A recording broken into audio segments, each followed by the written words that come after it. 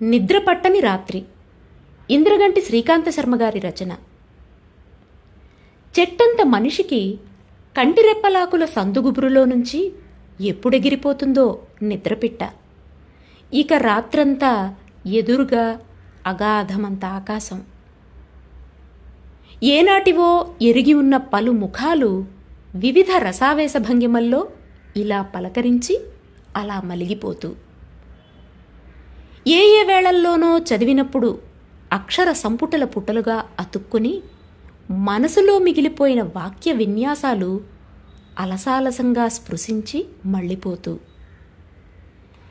పద్యాల గొలుసులంకెలు విడిపోయినప్పటి బహుపాత క్షణాలు గుత్తులు గుత్తులుగా పరిమళిస్తూ జ్ఞాపకాల వానజడిలో రాలి చక్కా పోతూ,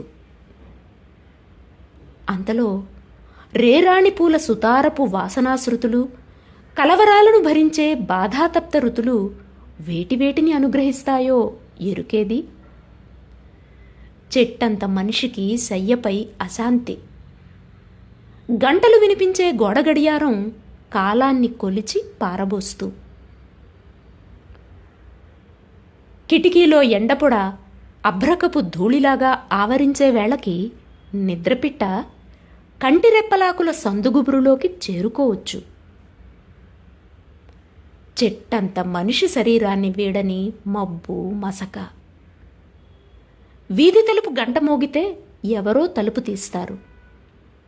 భళ్ళున గది నిండా వరదంత వెలుగు, పగటి సందడి.